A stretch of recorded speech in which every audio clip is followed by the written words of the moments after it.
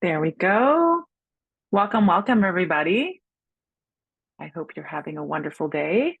Welcome to our Biohacking Supermom session this month. I'm really excited to talk to you about Dr. Dale Bredesen's work that I've been doing for the past 7 or 8 years, the Bredesen Protocol, a real beacon of hope in the fight against Alzheimer's disease and actually all neuroinflammatory and cognitive decline conditions. Um, it's such a pleasure to speak to you about the research that's been going on, hopefully provide hope for those of you who have anyone suffering from Alzheimer's, or maybe somebody who you've lost people in your family to Alzheimer's and dementia, and you are trying to prevent that from happening with you. This is the overview of the Bredesen Protocol, and I'm so excited to talk to you about it. So let's just see if we can. So when I started studying functional medicine and came across Dr. Bredesen's work, even though I don't have Alzheimer's in my family and not in my genetics, I was a mom to three beautiful children and was suffering from brain fog myself. And when I learned from Dr. Bredesen that truly dementia really starts 20 to 25 years prior, you start to see small signs of it. And I was experiencing this myself. And also, I was watching my community of patients in my chiropractic practice, who were mostly moms, also suffer from similar things and never seem to quite get it back. I realized that this is a really important thing to study. And I really want to share the information.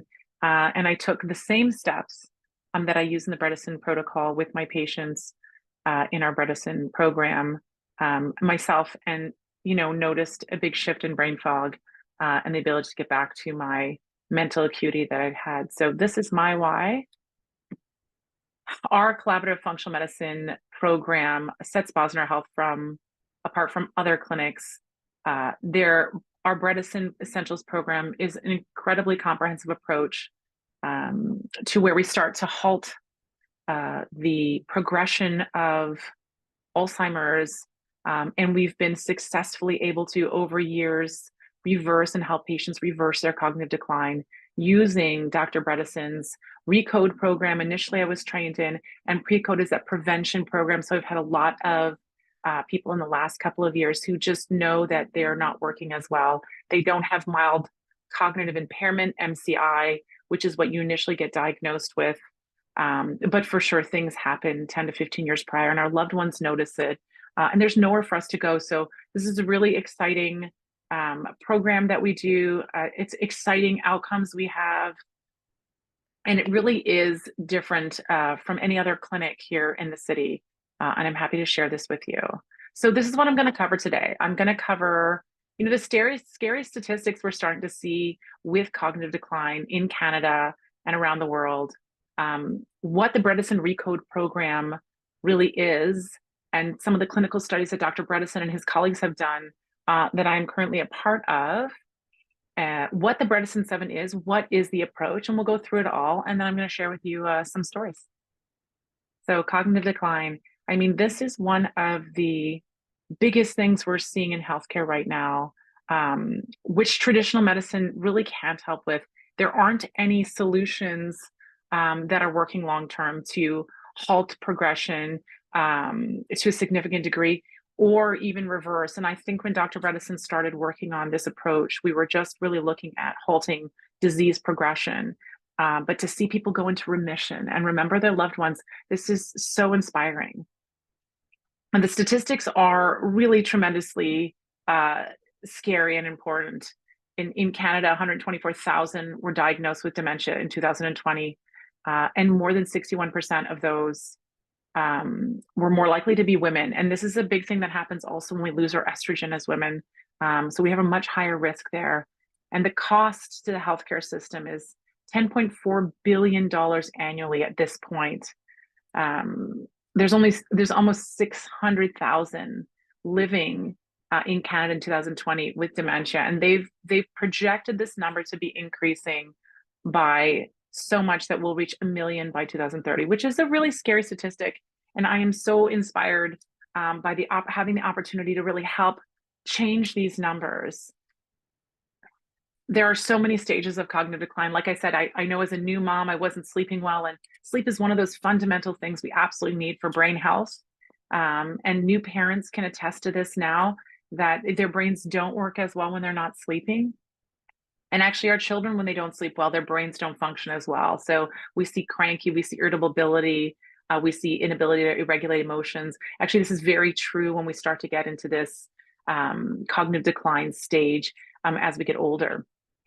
So the stages are really quite simple. First, it's subjective cognitive impairment. So yourself are kind of noticing that you're forgetting words, or you're forgetting why you do something. That this happens from us from time to time.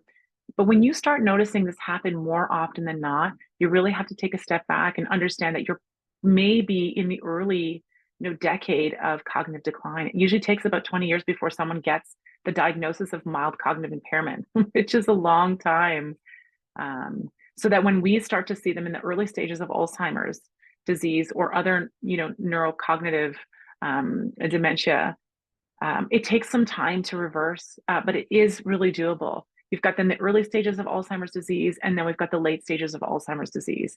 And I would say it's much the further down the list you go, the more difficult it is to stop the decline. Although you're definitely capable of doing it if you're able to hit all the root causes and use the Bredesen approach to helping heal.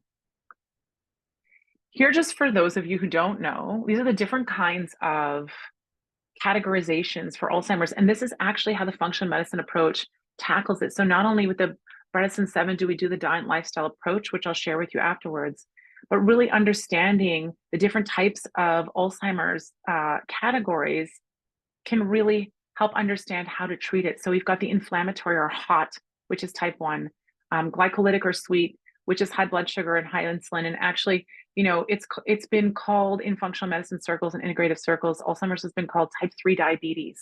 And this is actually one of the more easy ones that I have worked with to put into remission and stop the progression, because it's really all about insulin sensitivity, blood sugar balancing, and diet and exercise, a large portion of it. So this one's a little bit more easy, I would say. Atrophic or cold usually has to do with nutrient deficiencies and hormones, and trophic factors like thyroid issues. So we check for that. Toxic or wild can come from heavy metal toxicities like mercury or aluminum, mold and mycotoxins that you may be being exposed to, and things like toluene and other environmental chemicals. And I would say that this by far is the most difficult to treat and stop the progression and reverse, although it is definitely doable.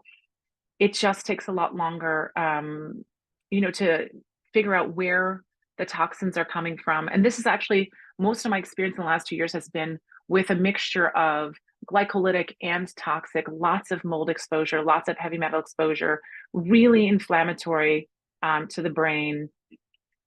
And it takes some time to figure out where it's coming from and remove it and remediate the house and the environment and the body. So this one is the most difficult in my opinion, but definitely what I see a lot of, and definitely there's hope. You've got the vascular or pale, which is the type 4, and that usually comes from vascularization problems with oxygenation of the brain, and that's a really important space to look in as well. And then you have type 5, which is the traumatic or dazed, and this usually comes from having previous concussions. Our football players, our boxers, people who've had multiple concussions usually get diagnosed with this. So Dr. Dale Bredesen came up with this approach that, because it's such a complex, dementia and Alzheimer's is such a complex condition, there's not just one thing that has ever worked to really help stop the progression and put the condition and the symptoms into remission. And so he took a very multi-pronged approach to healing the body, and that's really that functional medicine approach. So in the first, some of the first clinical studies he did, this particular study, there was 25 participants aged 50 to 76 with mild cognitive impairment for at least 9 months, and they did it for 9 months. And what they found was shocking to Dr. Bredesen, and which is why we did more research and he started getting his word out and training doctors all over the world, because we saw an 84% improvement, which which is better than any other drug or modality had ever even shown. 4% didn't change, 12% declined, and 65.7% had cognitive improvement, which is incredible. And they even saw the mass, so hippocampus, the actual atrophy rate. So atrophy means like getting smaller. They improved by 63%, which you could look on volumetric studies and imaging, which was incredible. So this was really exciting, and we put it up against all the other therapeutics that they were using, and the RECODE changes in cognitive performance with the RECODE protocol was the only one that had positive changes in cognitive performance. So this is really exciting in this clinical trial, and it spurred on Dr. Bredesen to really keep researching and start sharing the words.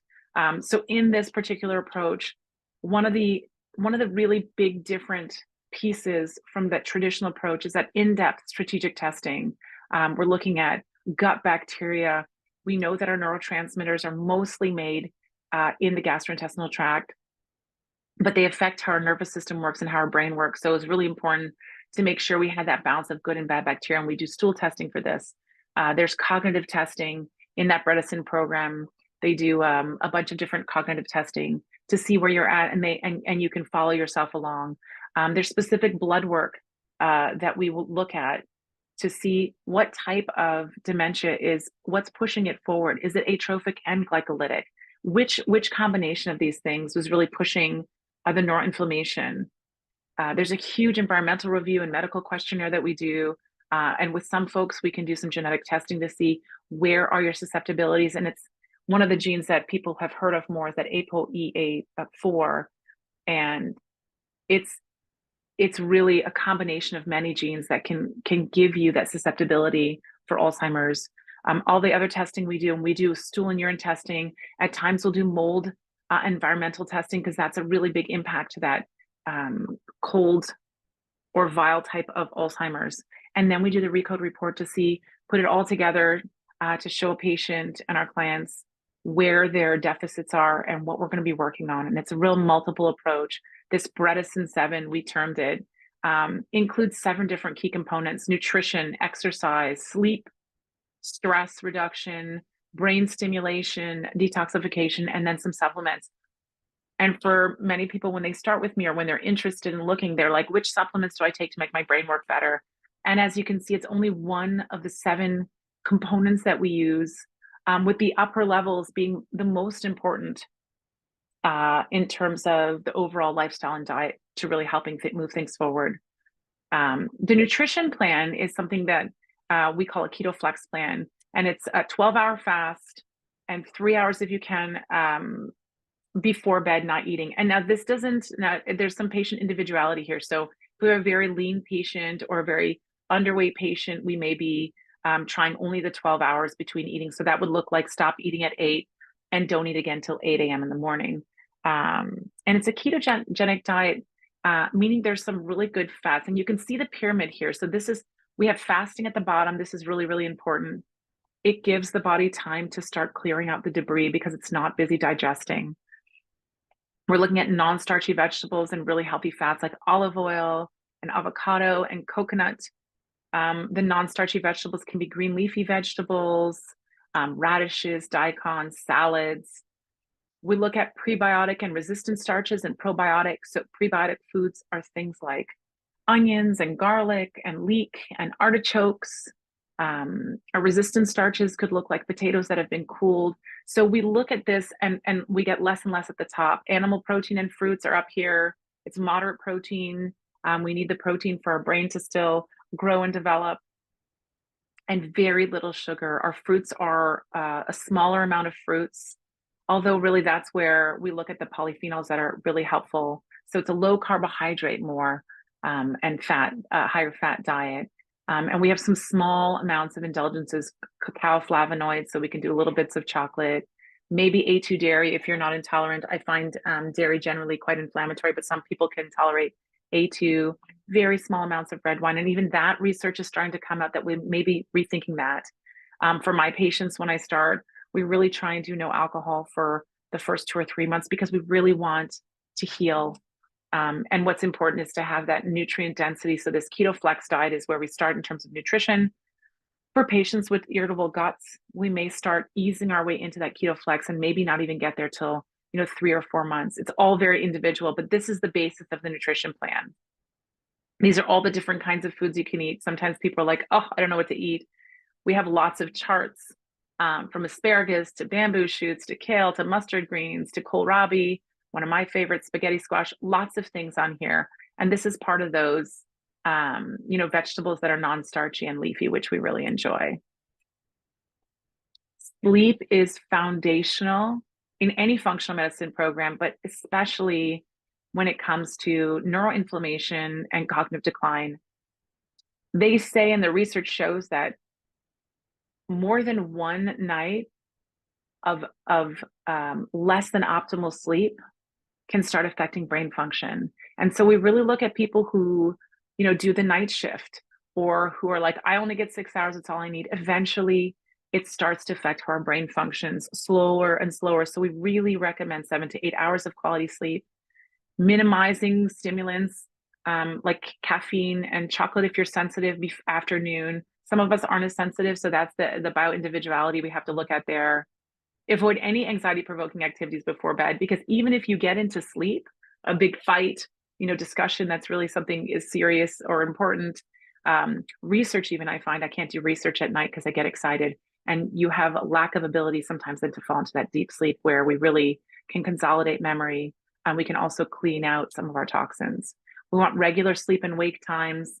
Going to bed by 10:30 means we optimize our body's ability to detoxify, and we teach patients how to prepare their bedroom for good, optimal deep sleep.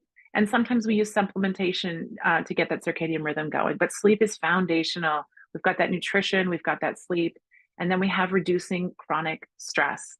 And it's amazing. They've actually done research studies to show that stress can actually shrink parts of the brain. So, we know stress doesn't make us feel good physically, emotionally, but it's also physiologically really inflammatory. And we work on, with our health coaching, our brain trained health coaches, we work on mindfulness and meditation.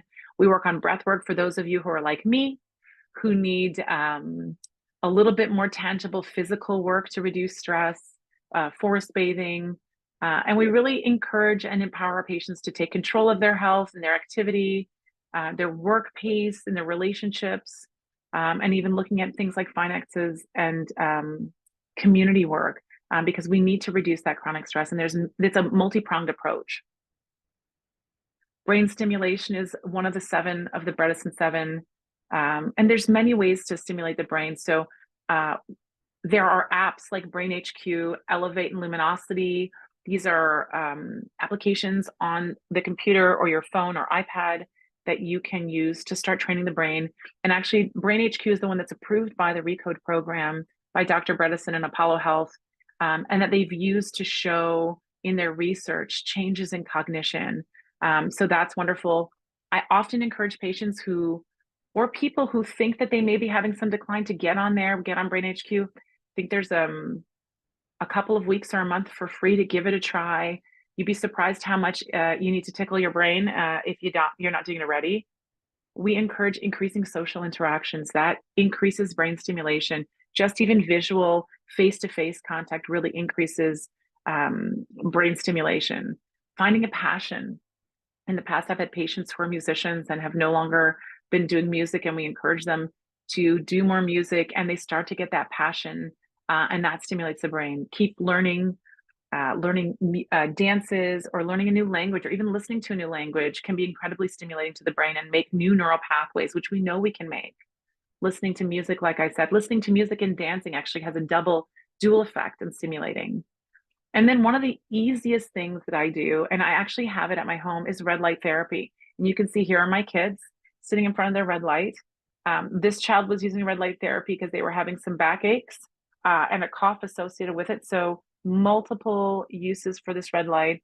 But one of my colleagues who runs Marama, which is a residential facility that helps increase cognitive function and release people back to independent living. We use the red lights, incredibly good for stimulating brain function, also great for helping with sleep regulation. So red light's great investment for anyone. Like I said, I've got a couple at home. We use them for multiple purposes, but this is one of those brain stimulating tools that you can start using, even if you're just preventing cognitive decline. So that is the Bredesen 7. It is, these really foundational things. And I will say that it's just this simple. Nutrition and exercise. Oh, we missed the exercise one. Let's go back. There we go. I knew there were a couple pieces missing. So aerobic exercise, strength and resistance training, and mind-body exercise. These are the 3 types of exercise that we start to get our patients doing. And we encourage all 3, a little bit of each. Oftentimes we know we have to go walking and do aerobic exercise, but we don't know is that strength and resistance training, that building muscle helps stimulate BDNF, brain-derived neurotrophic factor, and that helps stimulate brain cell growth and repair. So it's important to do both. I get a lot of my patients to start, once they're doing the aerobic exercise, to start adding some resistance training or strength training. And then mind-body exercise, we've known for decades, things like Pilates and yoga and Qigong and Tai Chi, all of them stimulate different neural pathways and help build that brain power. And that's really what we're looking at. We're looking at 3 different functions, 3 different kinds of exercise. I knew we missed detoxification. This is actually, as a functional medicine practitioner, this is one of the ones that is more difficult for patients to do on their own. And they usually work with a provider like myself to help them with upregulating detoxification. We know that we live in a toxic soup. Our environment is full of chemicals. They say over 200,000 chemicals are released in our environment in North America. And they haven't all been tested for human safety. So we're being exposed to these chemicals that we inhale. We know old buildings and filters can have different metals and organic chemicals and mold that can produce biotoxins. These are all considered dementogens. So they all increase dementia, increase neuroinflammation. And there's a way to prevent this, and there's a way to treat the exposure. So, we talk about, and this is something you could do at home, minimizing toxic exposure first, making sure that your food is not sprayed with pesticide, not genetically modified, that you drink clean filtered water, that you don't store things in plastics, because plastics are hormone disruptors. We look at optimal dental care. This is a really important one because P. gingivalis and a couple of other bacteria are known to be found in the brains of patients with Alzheimer's. So we know that oral health is really important. So if you're having bleeding gums, you really need to get on top of that and see your periodontist and make sure you're cleaning the gums and make sure you are really taking care of your dental health.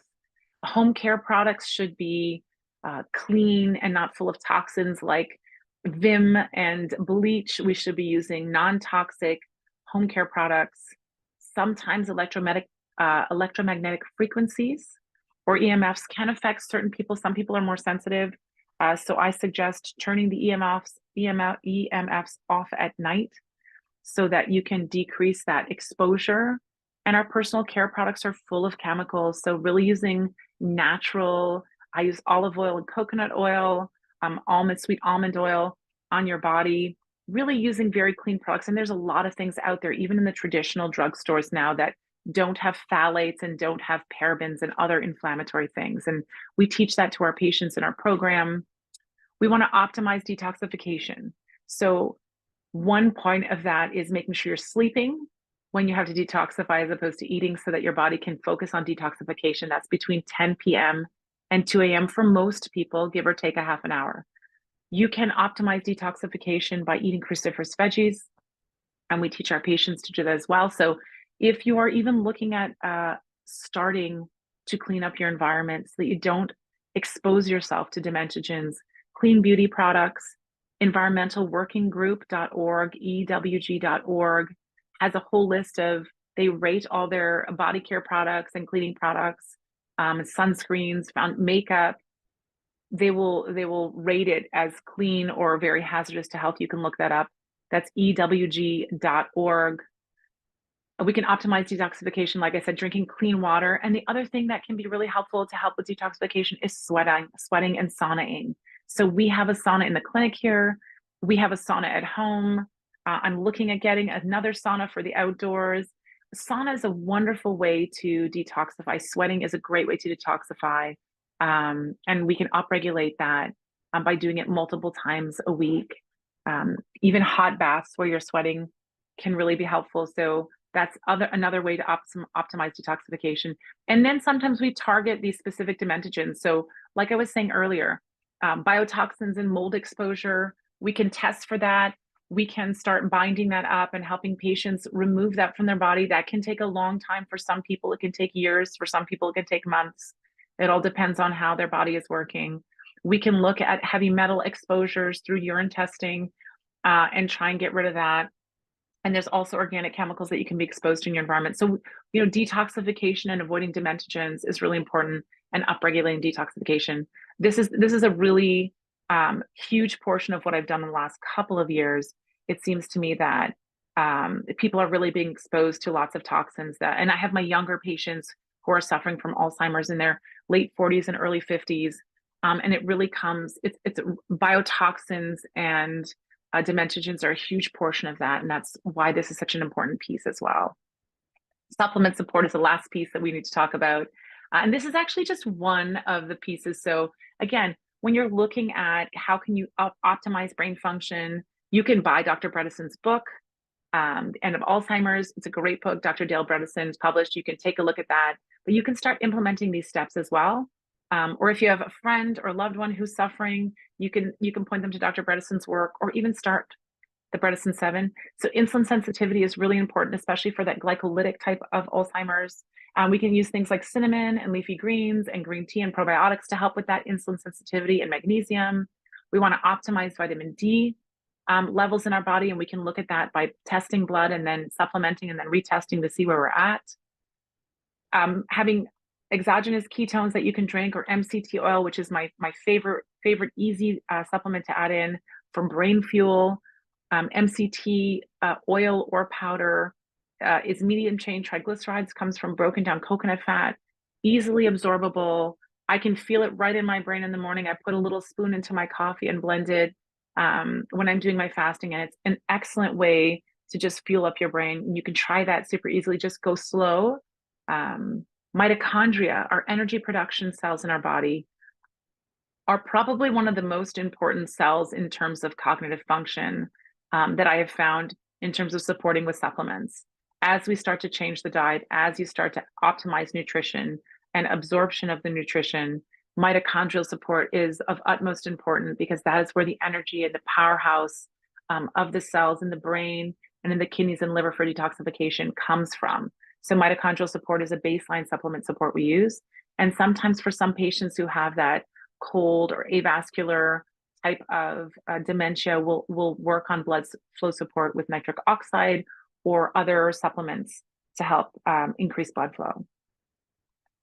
So now we've got the ketogenic diet, the keto flex, exercise, sleep, stress, decreasing stress, increasing brain stimulation, detoxification, and supplements. And all of these together are important. And one of the things we know in the research, but I also know in clinical practice, is that nothing has to be perfect, but we have to slowly strive for all 7 slowly. So once you get your diet down, we add the exercise and we add the nutrition and we add supplements, and slowly moving forward, we start to see changes, even if it's not perfect.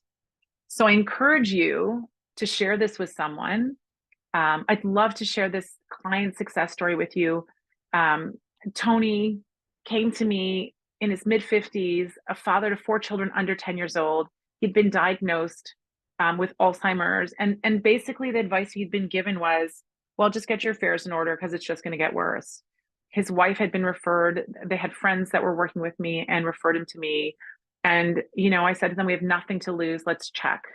And what we really uncovered was he was actually sleeping in an incredibly toxic bedroom with he was sleeping separate from the kids and his wife because the kids were little. And so his location in the basement had mold spores, so mycotoxins, which are incredibly inflammatory to the brain. The highest number I've actually seen, we did some testing. I sent someone in to test their house because they lived within my province, so it was easy to do that. And we had incredibly high levels of mold, and he had trouble detoxifying, and there was a problem with the diet. So we knew exactly where we needed to focus, and we started slowly peeling, binding the mold and slowly changing things. And I was so happy to, I was so happy to tell you that, 4 or 5 months in, we saw the stop of the decline. And then after they had their house remediated, it took a couple more months, but his wife started seeing like the old Tony. And this is so encouraging. And needless to say, it's humbling for me as a practitioner to be able to help patients uncover the loads on their system, the inflammation, the inflammatory pieces in their diet and environment, and help them teach their body to heal. And this was really heartwarming to me because these kids were, all 9 and under, and he was given no hope. So not only is he on the mend, and we're still working, he's on the mend, but he's been able to share his story with other people and give them hope. And I think having hope in this time when, if you have a diagnosis or you have a loved one that has a diagnosis, being able to see other people put their dementia and their Alzheimer's, not only stop the progression, but put it into remission, I think is so inspiring. And I'm always inspired. So if anyone is interested in the red light therapy, this is a really easy one. I don't know if any of you on here are suffering from cognitive decline. This is one of those brain stimulating things that's pretty brainless. We do have a 5% off coupon code with MITRE Red Lights. You use the coupon code Dr. Bosner, Bosnar, and you can get 5% off. I know they have sales often. This is what I use in my home, not just for brain stimulation, but for helping with circadian rhythm and moods. I wanted to throw it up there because we do get a little discount there. So that being said, does anyone have any questions? I know some of you who are on here have been working with me, so this is maybe not that new information. But if you know someone that this can help, someone who's having cognitive decline, or you just want to make sure that you preserve your brain power, just incorporate these changes, a healthier diet. And you can look these up too: good sleep, good exercise, different kinds of exercise, stress reduction. That could be just going for a walk around the block, like I do with the trees around in my neighborhood, because that puts me into a relaxed state and that decreases my stress levels. If you don't see a significant change, or if you have a loved one that you're trying this with, try for a period of time, then it's time to dive a little deeper, see if there's some environmental toxins. You may just need the help and find out why, what is pushing the neuroinflammation or the dementia forward. And like I say, functional medicine testing is the key for my patients to help them move along in this Bredesen recode. And I'm so grateful to have found Dr. Bredesen and been trained by him and be able to share this information so that we can make this a disease that doesn't, in the next couple of decades, that doesn't have to exist. It really is very preventable. And the information just needs to get out there. I hope you guys enjoyed this talk, and I look forward to seeing you at our next Biohacking Supermom sessions. Have a great day. Bye.